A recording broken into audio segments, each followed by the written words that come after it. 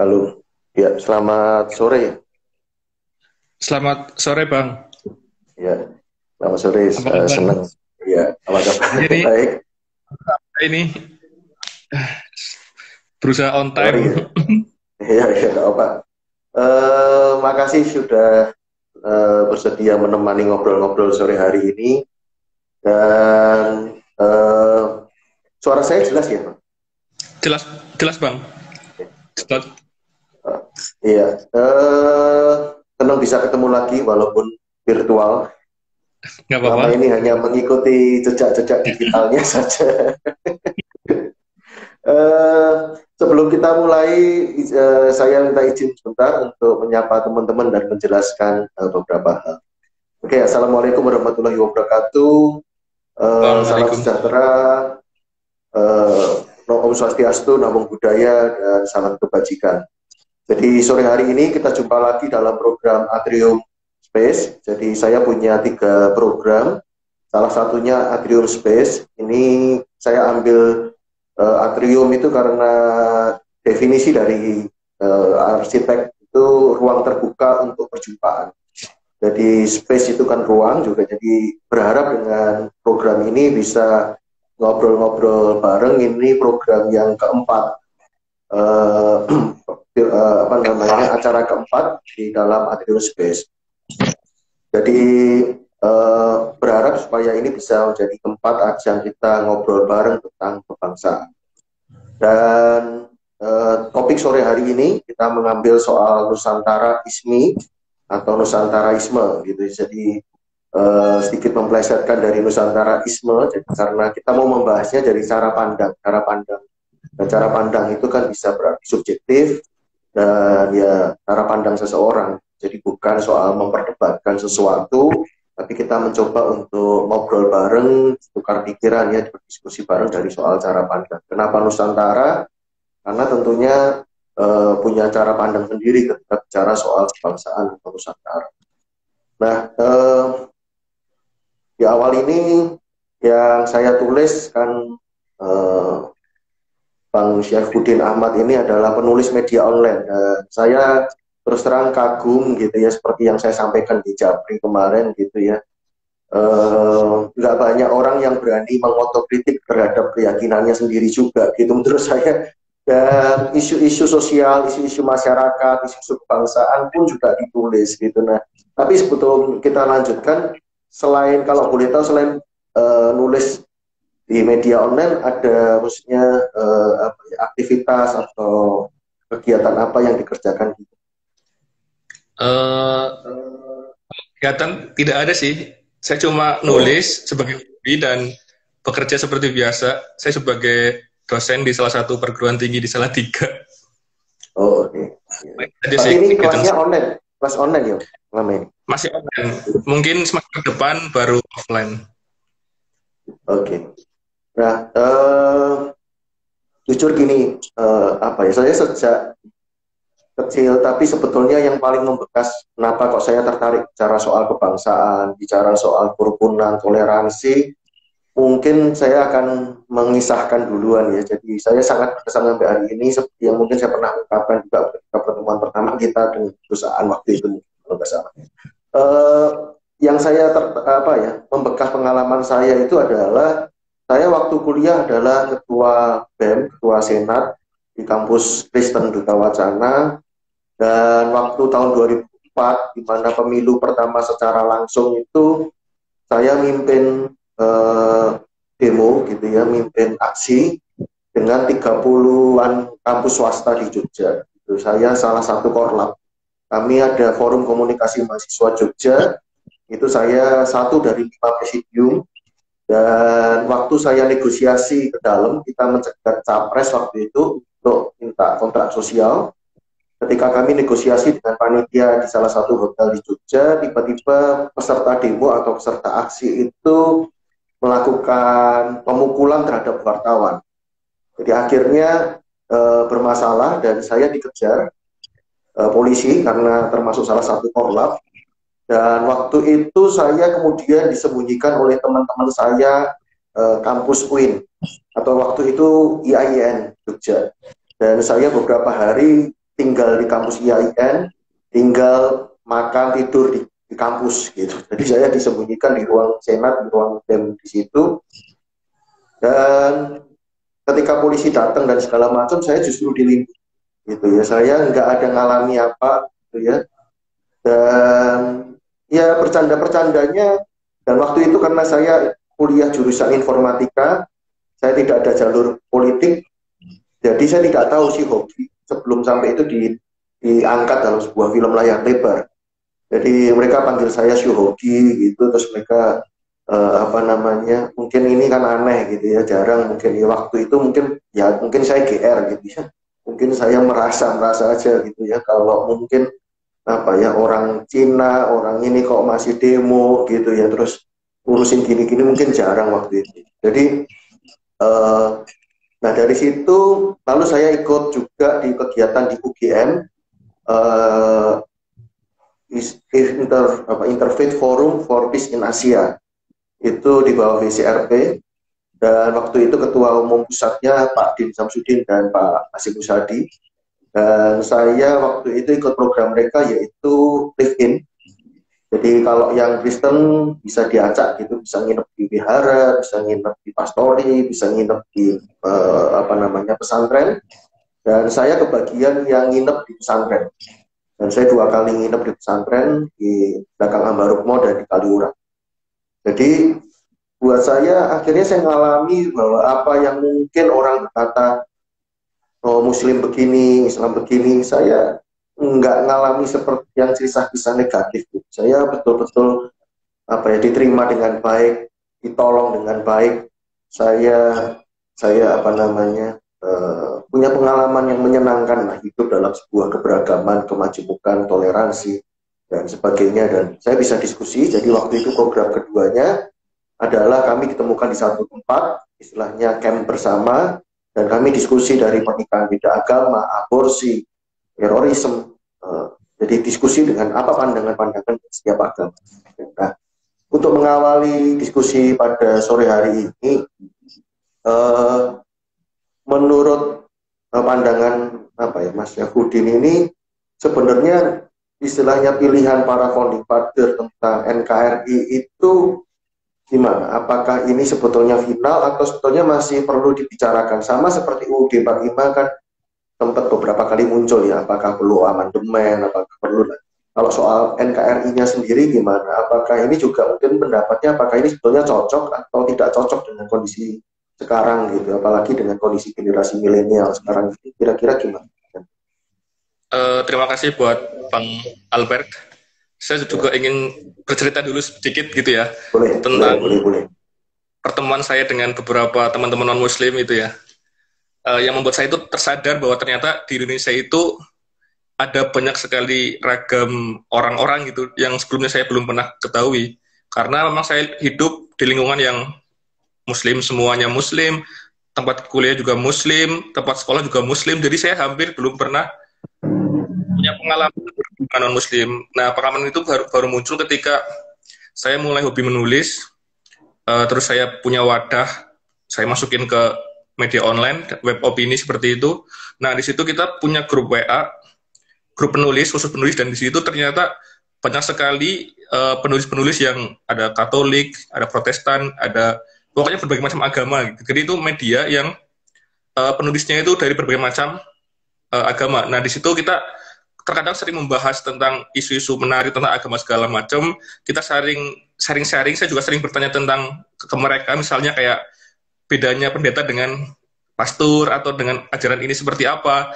Begitupun juga sama, mereka juga sering nanya ke saya tentang kenapa kok seperti ini, Islam seperti ini. Nah, dari situ saya mulai menyadari bahwa ternyata Indonesia itu memang sangat beragam dan mau tidak mau kita harus saling mengerti satu sama lain, begitu ya. Apalagi setelah kita beberapa kali pertemuan, saya pernah kopdar juga dengan para penulis dan itu non-Muslim. Pada saat itu bulan puasa dan mereka juga menghargai kita yang puasa dan kita buka, mereka ikut buka seperti itu, dan kita diskusi banyak seputar agama-agama seperti itu. Nah, dari situ kita sering jadi punya banyak pengetahuan baru seperti itu tentang agama yang bukan kita peluk.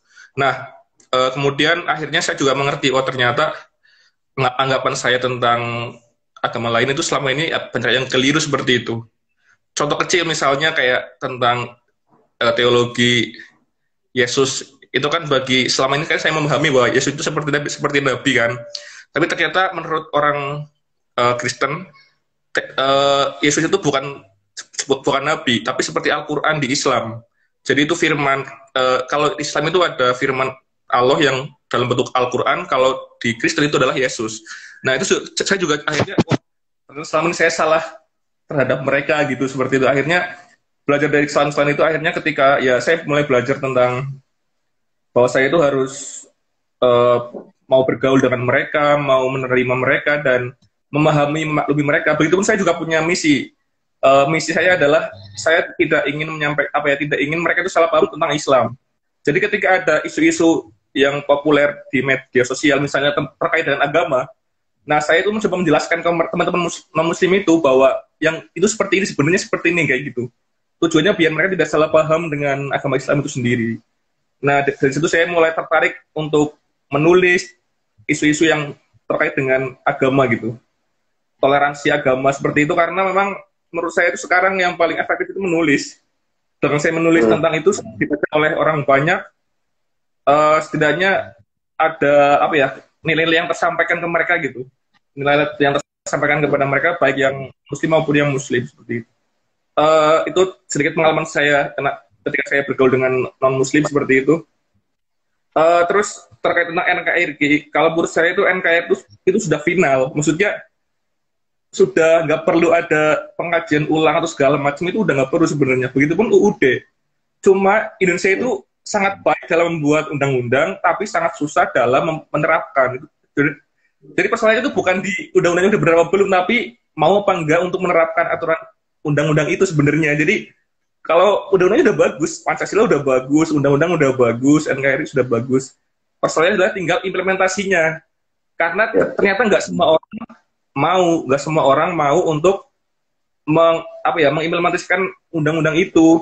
Misalnya sederhana, ketika Pancasila negara ada ketuhanan yang Maha Esa dan di undang-undang ada negara menjamin kebebasan berpenuh agama. Tapi dalam prakteknya terkadang masih ada sikap fanatisme dari beberapa pemeluk agama. Misalnya ada sebuah daerah yang mayoritas muslim, terus kemudian ada non muslim sedikit, hanya ingin membangun gereja seperti itu, kadang dipersulit. Itu kan contoh kecil sebenarnya, contoh kecil bahwa masih ada sebagian masyarakat yang belum memahami Undang-Undang 45 dan mungkin udah paham tapi belum mau, karena merasa ketika ada gereja itu menjadi ancaman bagi non-muslim. Bagi muslim itu jadi ancaman karena mungkin jadi pusat kristenisasi. Nah, itu juga yang saya sayangkan. Kenapa zaman sekarang itu masih ada orang Islam yang khawatir imannya itu akan terganggu dengan adanya gereja, adanya Selamat Natal. Menurut saya gini, di era yang serba terbuka seperti ini, semua orang bisa belajar agama apapun. Belajar Islam, belajar Kristen, belajar Buddha. Jadi sebenarnya sudah nggak terlalu penting dakwah mengajak orang untuk masuk agama kita, itu udah nggak penting karena semua orang juga udah tahu. Ngapain kita kasih tahu tentang apa yang kita ajak mereka masuk Islam, nggak usah. Kita cukup jelaskan ini agama Islam seperti ini dan segala macam. Nggak perlu takut juga dengan adanya gereja, itu nggak usah takut. Nggak usah takut nanti imannya orang Islam jadi terganggu seperti itu juga harusnya nggak usah takut. Apalagi di Islam itu punya ajaran seperti ini, bahwa yang namanya iman itu kan hidayah. Jadi seseorang itu beriman kepada di Islam ya, itu hidayah Allah. Jadi orang non muslim pun kalau misalnya kita paksa untuk masuk Islam, kalau Allah nggak menurunkan hidayah ke mereka juga nggak bakal mau. Jadi kita nggak usah terlalu bersemangat untuk memasukkan orang ke Islam, juga bisa bersemangat, juga nggak usah terlalu takut Kristen menjadi ancaman kita, nggak usah terlalu takut seperti itu. Itu jawaban saya, Mas. Jadi memang udah bagus, cuma implementasinya itu masih belum maksimal dari masyarakat itu sendiri. Kira-kira bisa dipahami, Mas? Ya bisa sangat bisa. Dan ada hal yang sama sih sebenarnya kalau di kami di wahyu atau anugerah, begitu juga sama sebetulnya keterpilihan.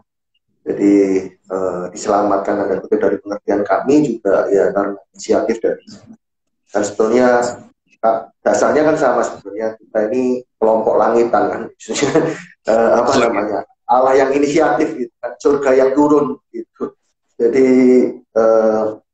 oke, nah saya memang pernah sih juga sama melakukan apa namanya ya, di kelas gitu ya. Kebetulan saya sempat ngajar agama Kristen itu eh, apa namanya kan mereka juga ditanya apa murid-murid saya juga ditanya Kristen itu bagaimana. Saya bisa sempat ngajar satu dua kali sih ketika ditanya waktu itu sempat digugat di pengadilan bahwa tentang ketuhanan yang Maha Esa gitu. Jadi kan wah Kristen tidak termasuk Esa gitu kan. Jadi ya saya menjelaskan itu dari sisi Esanya menurut Kristen seperti apa gitu. Jadi akhirnya mereka, "Yo Pak, sama dong Pak." Ya sama sebenarnya, cuma karena pakai ayat dari Muslim pakai ayat Al-Quran, dari sini ada dasarnya yang sama tentang keesaan gitu, ketuhanan yang Maha Esa gitu. Jadi mereka lupa nggak ada berarti yang diajarin selama ini, maksudnya ketika saya mengajar mereka kelihatannya mungkin dipikir akan berseberangan bertentangan, tapi di akhirnya mereka kesimpulannya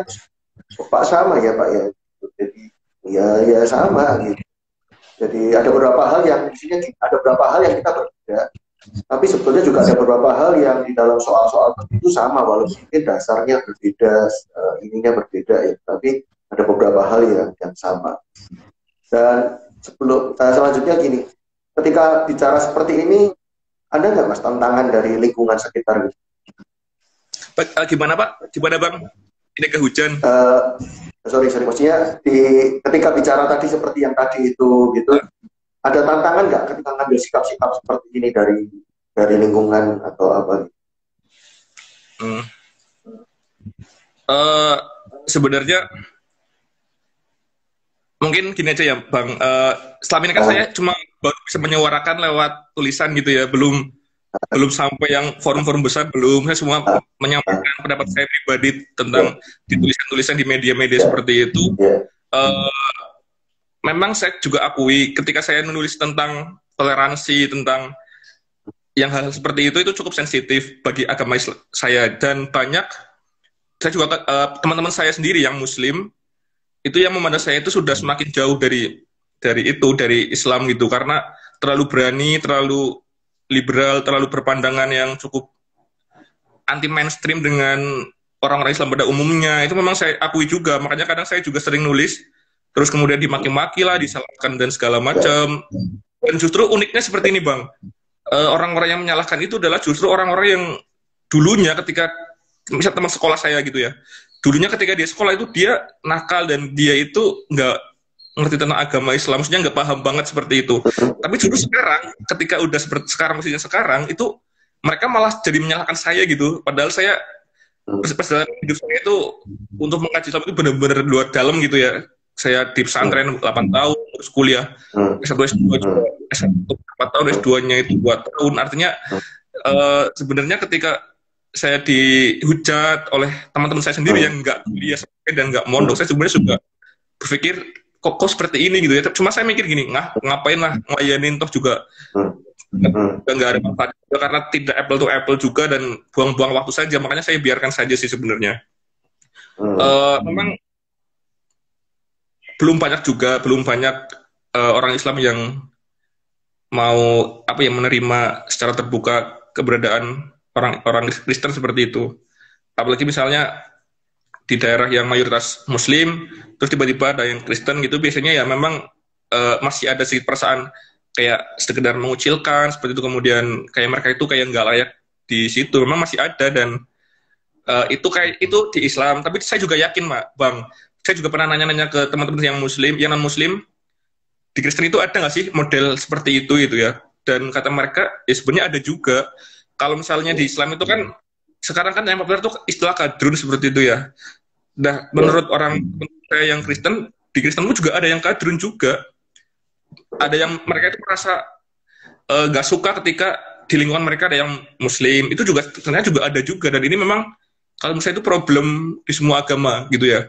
Cuma kebetulan di Indonesia itu mayoritas Muslim, jadi yang terlihat itu Muslim. Sebenarnya juga mungkin agama lain juga sebenarnya sama juga, ada kelompok-kelompok yang kayak gitulah, yang fundamental, yang ekstrim.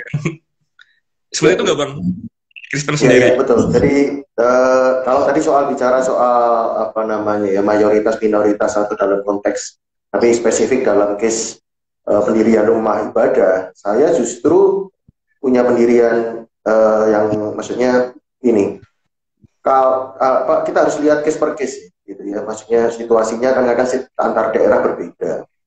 Saya sendiri itu kan contohnya mungkin yang mayoritas Muslim lalu tiba-tiba ada muncul gereja ya.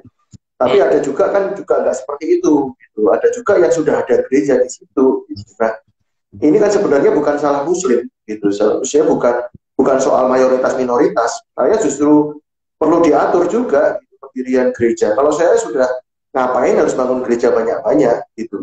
Kadang pembangunan gereja yang banyak pun juga bukan karena doktrin atau bukan karena kaidah atau apa istilahnya pengajaran atau teologi, tetapi karena manusianya gitu. Kalau saya sebenarnya pada posisi entah ditutup atau tidak itu buat saya tidak apa-apa sih, tutup aja gitu. Maksudnya tidak masalah gitu, atau tidak diizinkan pun tidak masalah. Tapi ketika yang saya bela itu adalah harusnya kan dalam arti apa ya, soal hukum, soal apa namanya kemanusiaannya gitu, apakah cara-cara kekerasan, cara-cara membakar itu aja sih.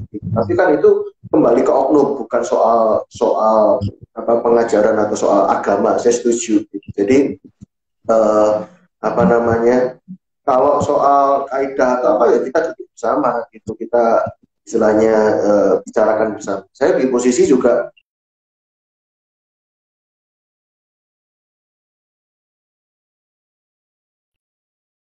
itu perlu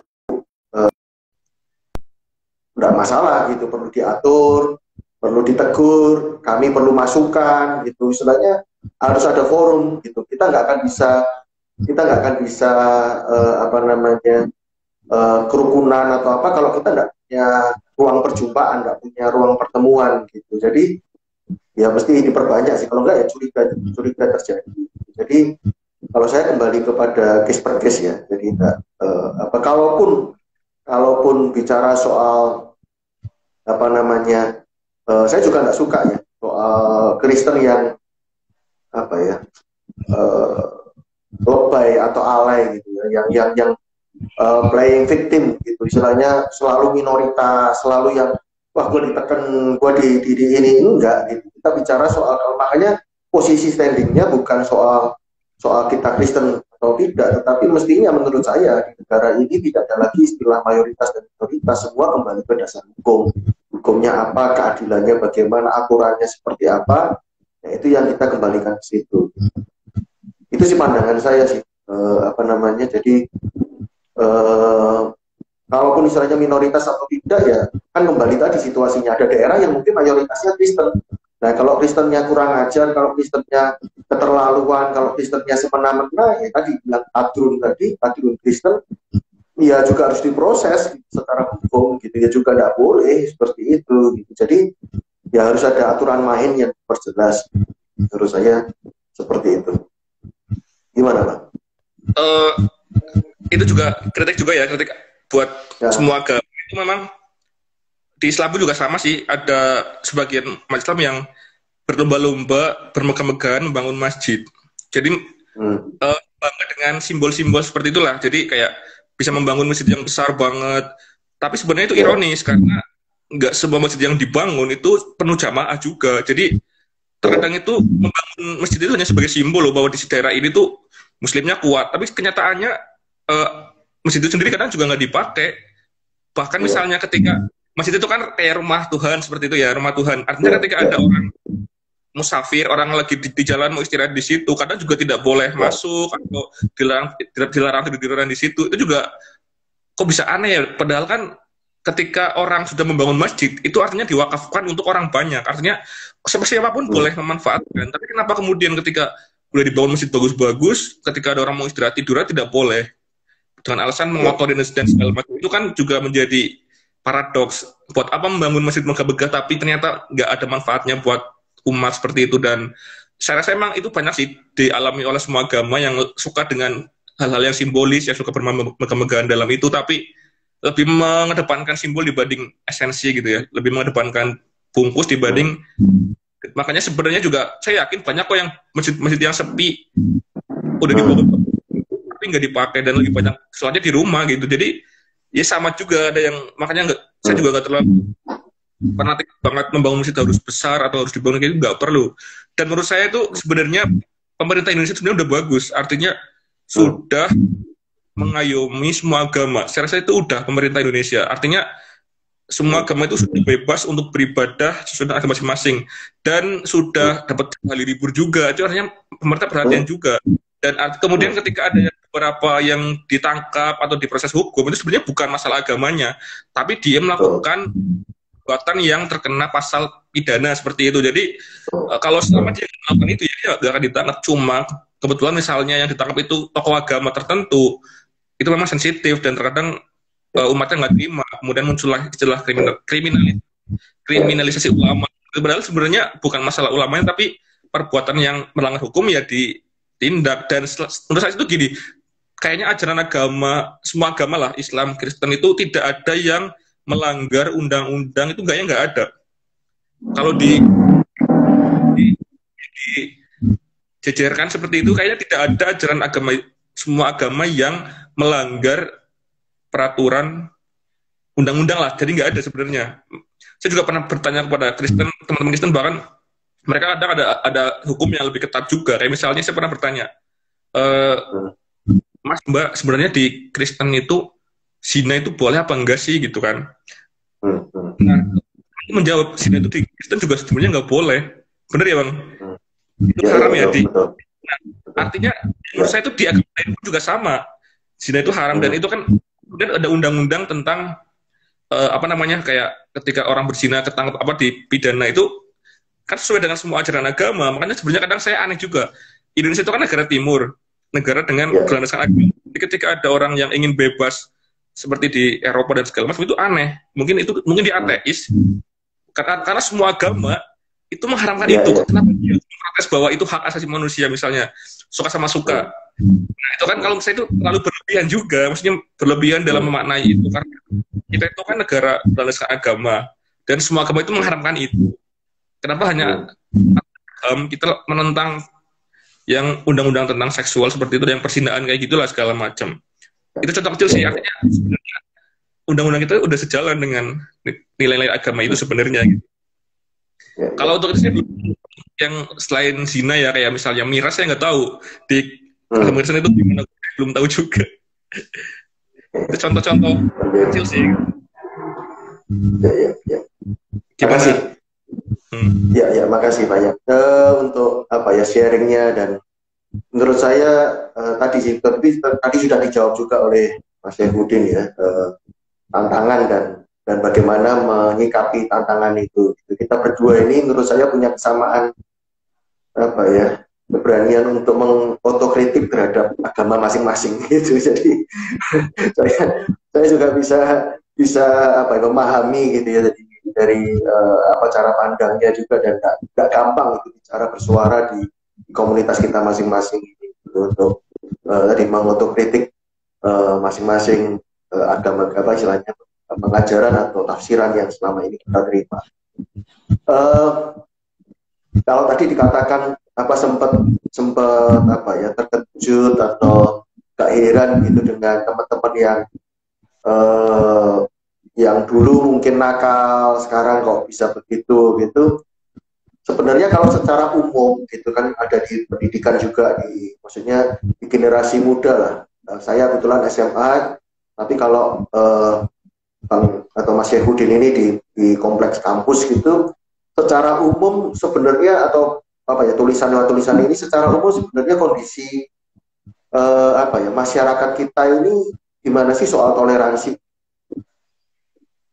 Maksudnya apakah dibanding dulu atau ini kita punya harapan gitu, kita punya potensi bahwa bangsa ini akan jadi bangsa yang besar karena persatuannya. Kita punya, katakanlah anak muda itu punya kekritisan, punya daya nalar yang lebih baik gitu ya, mungkin lebih mapan, sehingga bahwa kita akan rukun itu jauh punya harapan. Atau justru sebaliknya, di masa-masa seperti ini mungkin ada hal tertentu yang menyebabkan potensi terpecah belahnya bangsa ini. Kalau dari Mas Saifuddin gimana? Low power. Low power. Low power. Kenyataan itu zaman dulu sama zaman sekarang sama sih. Secara umum sama, artinya saya yakin masih banyak orang Indonesia yang suka dengan toleransi segala macam. Cuma itu Mas, sorry Mas, bentar saya putus. Bentar saya kita putus. Itu yang ada suara low power ada di mana ya? Di saya atau di Mas Syaifudin? Low power. Baterai? Coba nanti. Enggak. Low power. Oh sebentar. Cewek sebentar ya. Oke, tidak ada masalah. Ya, low power. Oke, silakan. Itu kenapa Mas? Ini kenapa? Bentar. Baterai saya masih penuh. Saya juga penuh. Yaudah lanjutkan Mas. Sambil ini. Sorry. Ya, lanjutkan. Tidak masalah. Sekarang itu kenapa semuanya serba kayak viral itu kan karena ada medsos. Jadi sebenarnya terkadang ada persoalan-persoalan yang itu seharusnya nggak usah sampai masuk medsos, itu udah selesai sebenarnya. Banyak selesaikan secara kekeluargaan. Namun karena sekarang era medsos di mana semua orang tahu, itu menjadi panik dan menjadi berlarut-larut seolah-olah itu nggak selesai gitu. Nah sekarang mulanya ketika ada kasus kecil di beberapa daerah itu menjadi isu nasional, padahal itu isu daerah aja sebenarnya. Tapi ada medsos akhirnya semua orang ikut mengomentari, semua orang ikut itu, dan akhirnya seolah-olah itu kita sedang krisis toleransi, padahal sebenarnya enggak. Di realitanya itu enggak seperti itu. Cuma karena dunia medsos yang terlalu berisik kemudian menjadi seolah-olah itu menjadi panas.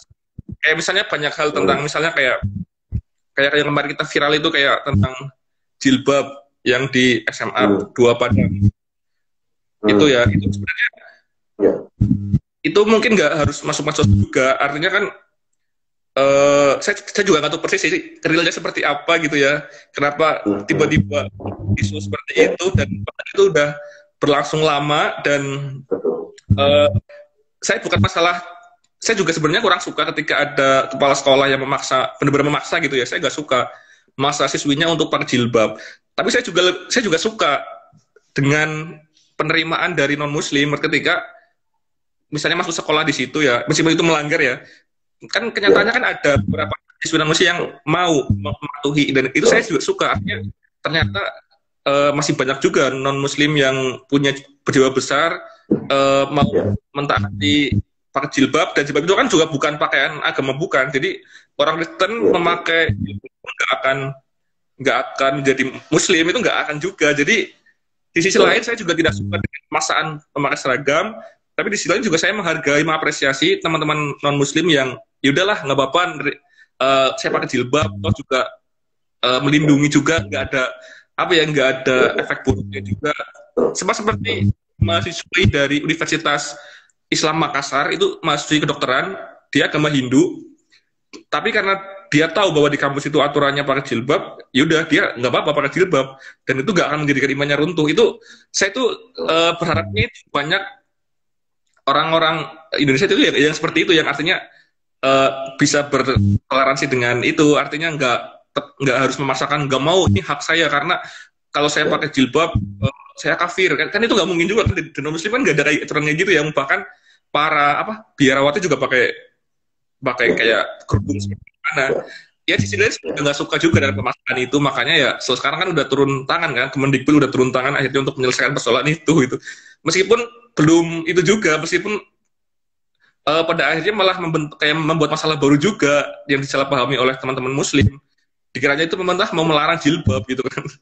Padahal kan itu enggak, maksudnya itu kan aja untuk sekolah negeri bahwa yang mau pakai jilbab ya silakan, yang enggak ya silakan gitu. Nah kalau menurut saya sih seperti ini Bang, kalau di muslim misalnya ya, dia tetap pakai jilbab, terus dia masuk sekolah, yang di sekolah itu ada aturan tidak boleh pakai jilbab.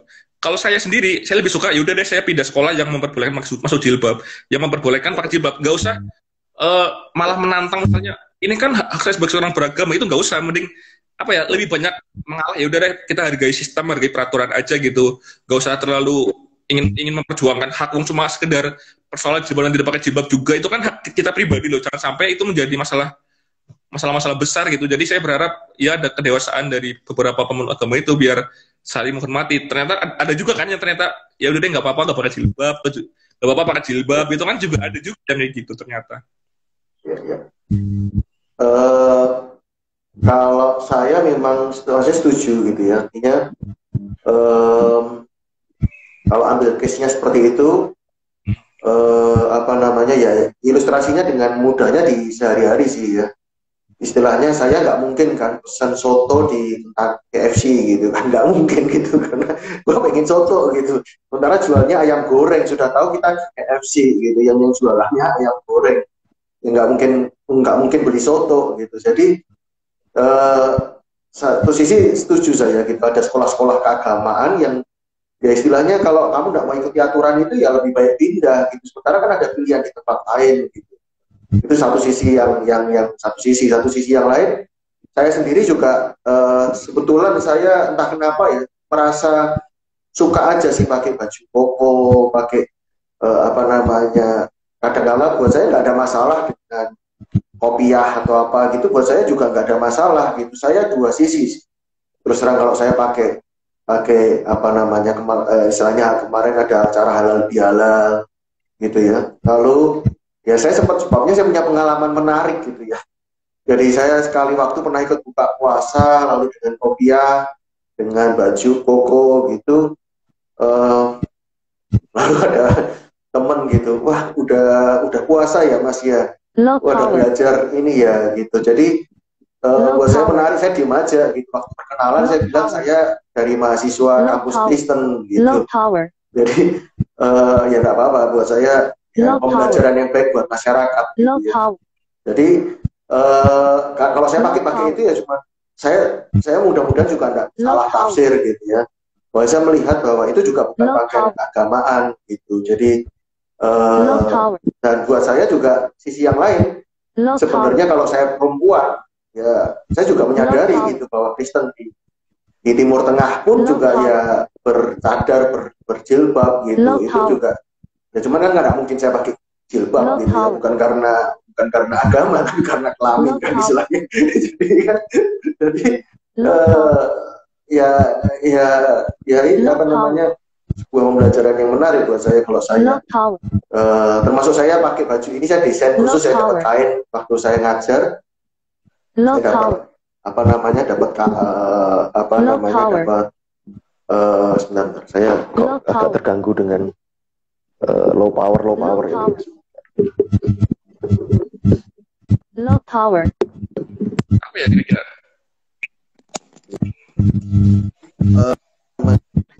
Saya pakai baju ini juga karena waktu itu dapat kain, lalu saya sempat lihat cuplikannya acaranya Gus Aan itu, ada di mana itu ada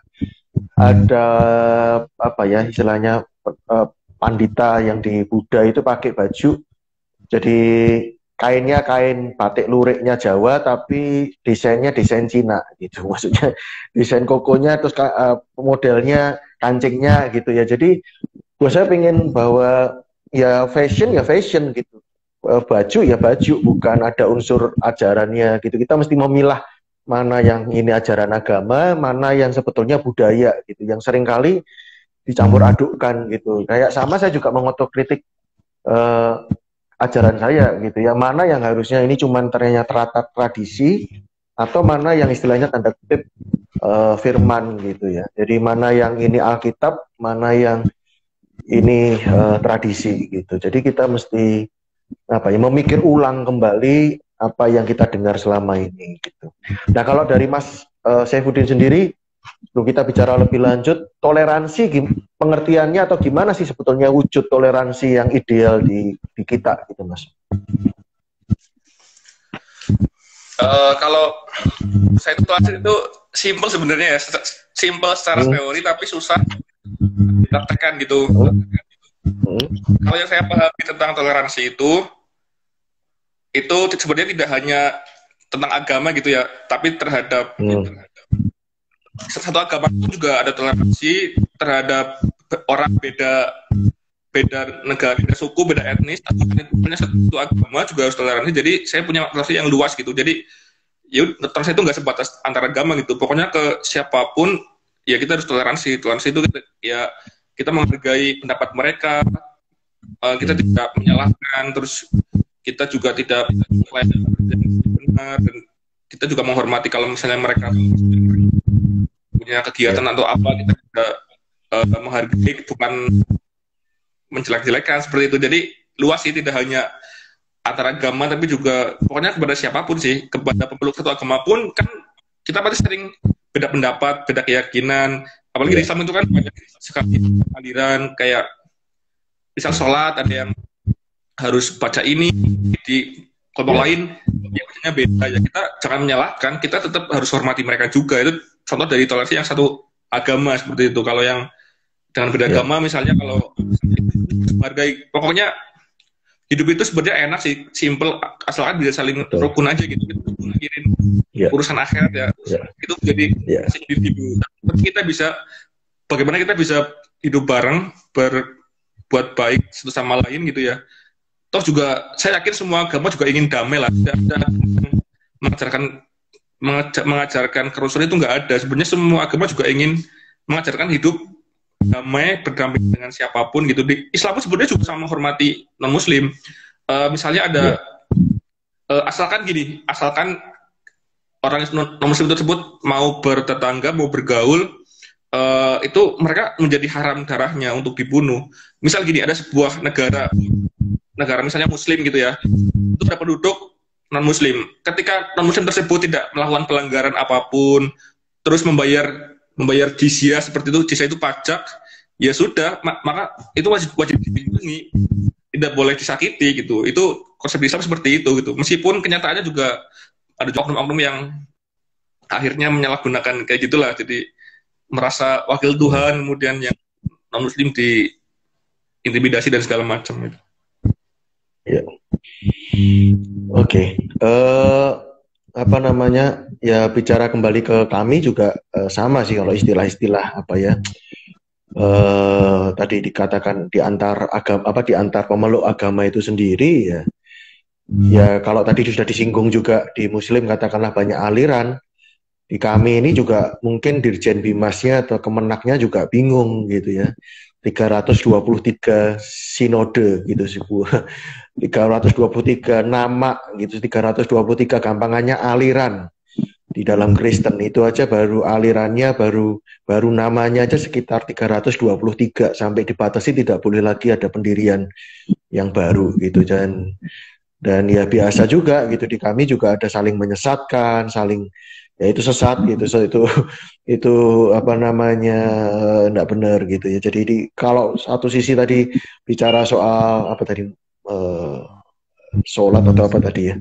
Nah kalau di kami juga ada gitu bentuk-bentuk apa istilahnya, upacara-upacara yang sebetulnya satu sama lain juga berbeda satu sama lain gitu. Nah bicara soal apa namanya, kalau ini mungkin enggak kita bahas lebih dalam ya, tapi ini karena sebetulnya di konsep agama sudah membahas soal tata apa ya, hubungan satu sama lain ya di dalam masyarakat atau bernegara, dan juga agama itu selain hubungan dengan Tuhan juga hubungan dengan sesama, ya, bawa damai, membawa apa, menjadi berkah buat sesama.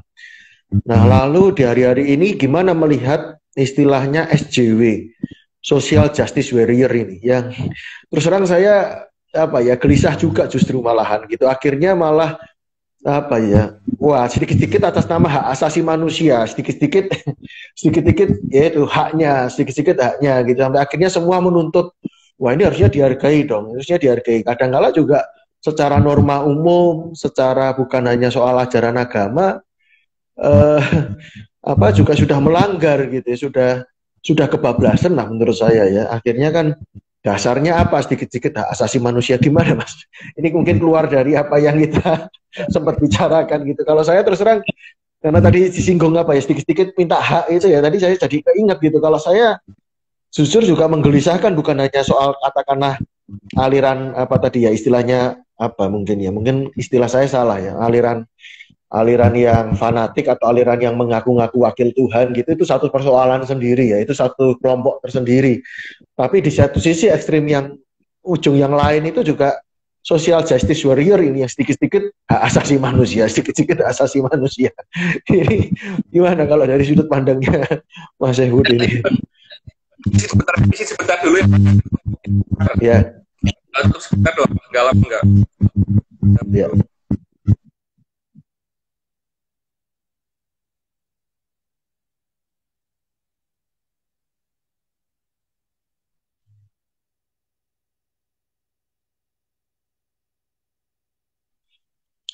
Ya, teman-teman silahkan yang mau ada pertanyaan, silahkan ditulis di kolom chat.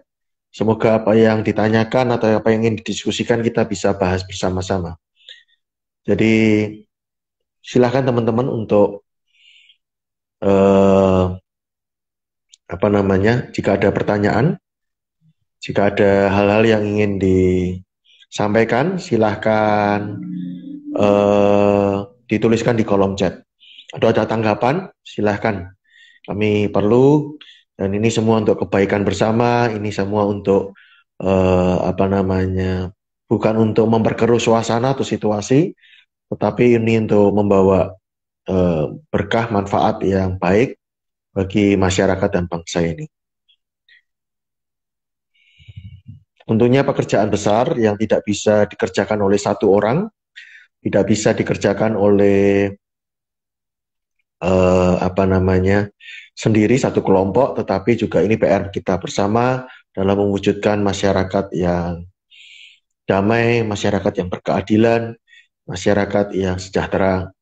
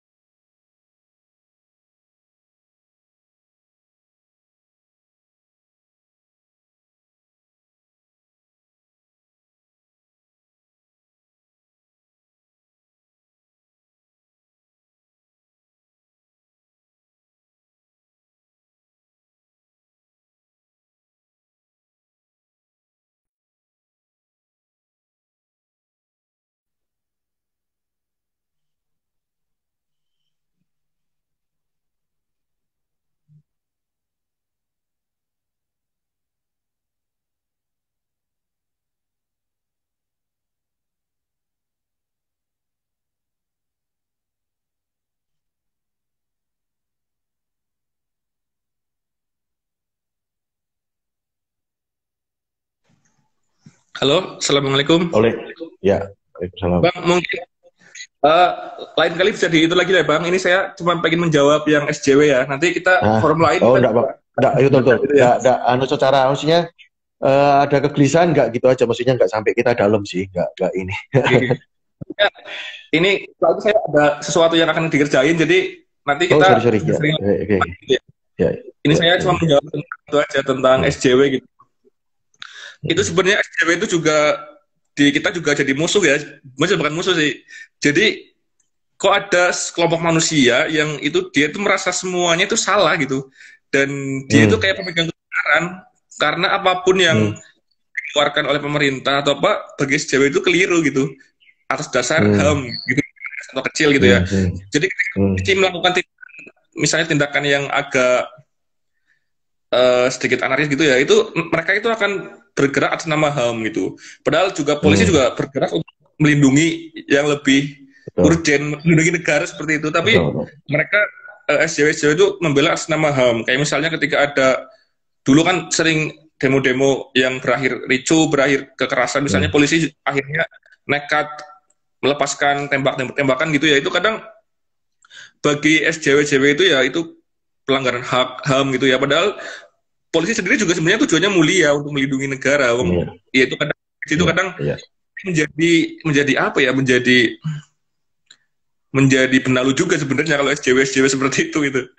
Dan sekarang yang berlaku soalnya itu sih mentereng, kalau orang seperti menjadi SJW itu mentereng, dia punya pengikut banyak karena dianggap sebagai aktivis, sebagai penegak keadilan, sebagai kebenaran gitu ya. Meskipun nggak sedikit banyak SJW yang juga framing juga, mereka itu sebenarnya juga nggak berbasis data yang akurat juga. Terkadang mereka juga framing, sebenarnya framing, tapi jadi berusaha netral di tengah-tengah, tapi sebenarnya tujuannya juga untuk menyerang pihak tertentu seperti itu. Ya, mungkin terakhir ya Mas ya, sebagai mungkin closing statement, apa yang bisa kita lakukan untuk memperkuat toleransi ini Mas, khususnya secara umum dan secara mungkin untuk anak-anak muda gitu Mas? Kalau saya sendiri, kita dimulai dari yang dari diri kita, dan paling kecil yang bisa kita lakukan. Kita kan nggak mungkin muluk-muluk, kita bisa apa gitu, nggak usah muluk-muluk. Ya minimal kita bisa menyebarkan toleransi, menyebarkan itu di lingkungan kita. Kalau misalnya kita jadi seorang guru, kita menyebarkan kepada para siswa. Kalau kita di lingkungan kampus, kita kepada mahasiswa.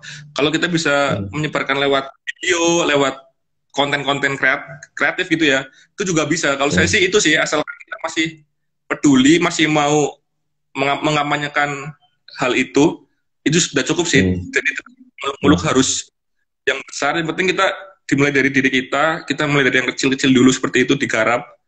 Itu asalkan konsisten, ya mungkin akan tercapai sih keinginan kita seperti itu. Oke, makasih. Mas, ini terakhir minta klarifikasi saja. Maksudnya gini, pendapat singkatnya aja, ada pengaruh tidak Mas, tingkat pengetahuan terhadap dunia luar, terhadap apa aja, tingkat baca seseorang, tingkat pendidikan seseorang, tingkat pengetahuan seseorang itu mempengaruhi pandangan dia terhadap toleransi gitu. Cara pandang itu sangat penting. Orang yang hidup di lingkungan yang heterogen itu pasti beda pola pikirnya dengan orang yang hidup di lingkungan yang homogen. Makanya sebaiknya itu orang keluar, mencari dunia luar, mencari hal yang berbeda biar open minded gitu, biar pikirannya terbuka. Saya sendiri juga mengalami itu. Saya juga ketika saya bergaul dengan yang muslim saja, saya juga sempat punya pikiran buruk terhadap non muslim. Tapi ketika saya udah bergaul dengan mereka, ya sebenarnya mereka juga baik-baik saja gitu. Mereka juga, jadi banyak kesalahpahaman di antara kita ya karena kita nggak mau bergaul. Jadi kita udah terlanjur antipati seperti itu, antipati dulu gitu. Itu kalau saran saya sih, kita keluarlah mencari dunia baru yang berbeda biar pikiran kita semakin terbuka itu. Oke, terima kasih, dan saya akan menutup acara sore hari ini. Terima kasih banget. Yang pertama, terima kasih untuk Mas Saifuddin yang sudah menemani ngobrol. Yang kedua, saya jadi diteguhkan, dikonfirmasi. Saya merasa nggak sendirian gitu ya. Saya punya teman untuk berjuang bersama, memperkokoh toleransi, menguatkan kebangsaan kita. Dan terima kasih untuk upaya-upaya, usaha-usaha dan membangun kemasyarakatan yang berbineka ini, yang istilahnya yang toleransi, yang rukun dan damai. Terima kasih Mas Saifuddin untuk segala upayanya. Dan teman-teman, jadi dari sore hari ini simpulannya adalah kita masih punya harapan ya, jangan mudah terjebak dengan apa yang ada di media gitu. Tadi katakan mungkin itu dibesar-besarkan gitu ya, ada hal yang mungkin di framing. Jadi kita perlu berpikir kritis, kita perlu berpikir yang terbuka, bukan berarti kita kompromi. Silahkan kita punya keyakinan masing-masing, kuat teguh di dalam kaidah masing-masing, dan tidak berarti ketika kita belajar atau mengetahui yang lain berarti otomatis kita juga menyeberang atau pindah. Tetapi tetapi kita istilahnya kalau zaman sekarang ini pikniknya kurang jauh lah kalau kita atau kalau kita ini masih kumpul dengan yang sejenis ya, sehomogen tadi katakan itu ya, paling tidak ayo mari kita bergaul. Setidaknya kalau kita tidak saudara dalam seiman, kita saudara dalam satu kebangsaan, satu bangsa. Dan mari kita bangsa ini bangsa besar, PR-nya nggak bisa kita kerjakan sendirian, kita saling bergandeng tangan. Ini negara yang adil makmur, itu sebuah impian kita bersama yang kita mesti wujudkan bersama. Terima kasih Mas Saifuddin untuk waktunya Mas untuk sore hari ini. Iya, makasih banyak. Ya, wassalamualaikum warahmatullahi wabarakatuh. Waalaikumsalam warahmatullahi wabarakatuh.